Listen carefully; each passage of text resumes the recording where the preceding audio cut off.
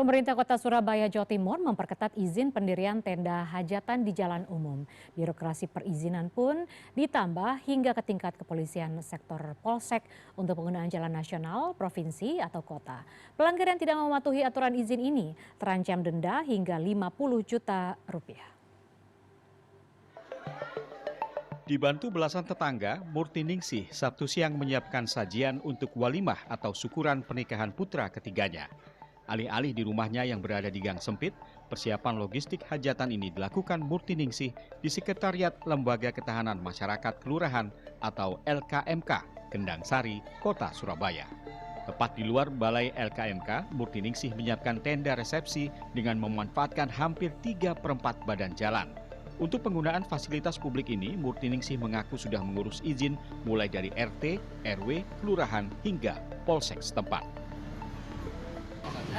RT, RW, kelurahan langsung ke Polsek. Ya. Dari Polsek apa? Dari tugas bimasnya atau apa? Ada apa aturan nggak boleh tutup jalan apa itu boleh tutup gitu?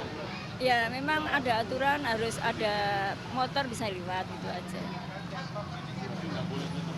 Ya nggak boleh tutup ya. Birokrasi perizinan yang dilakukan Murti Ningsih memang sesuai aturan pemerintah Kota Surabaya yang memperketat izin penggunaan jalan umum untuk kegiatan selain lalu lintas. Perizinan berjenjang mulai tingkat RT, RW, kelurahan hingga kepolisian sektor atau Polsek setempat bersifat wajib untuk penggunaan jalan nasional, provinsi maupun kota.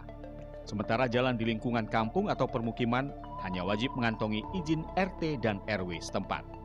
Pemohon izin juga wajib mengumumkan rencana penutupan jalan maksimal 7 hari sebelum hari H. Jika melanggar, sanksi berupa denda maksimal hingga 50 juta rupiah menanti. Besaran denda ini merujuk pada Undang-Undang Nomor 22 Tahun 2009 tentang lalu lintas dan angkutan jalan. Wakil Wali Kota Surabaya Armuji optimistis, masyarakat akan menerima aturan yang dibuat untuk ketertiban dan kenyamanan bersama ini. Sementara terkait potensi pungli karena panjangnya birokrasi, Wakil Wali Kota yakin bisa dihindari. Enggak lah, jadi kita sadarkan kepada masyarakat, kepada warga melalui sosialisasi. Jadi kalau ada hal-hal yang pungli, misalnya di luar kehendak pemerintah kota, ya mereka wajib untuk menolak. Senada dengan Armuji, sejumlah warga Surabaya juga merespon positif aturan baru ini. Hajatan warga yang bersifat pribadi namun memakan badan jalan dinilai merugikan kepentingan umum. Menggok kene ditutup, menggok kene ditutup. Lah itu kan menyusahkan orang gitu ya.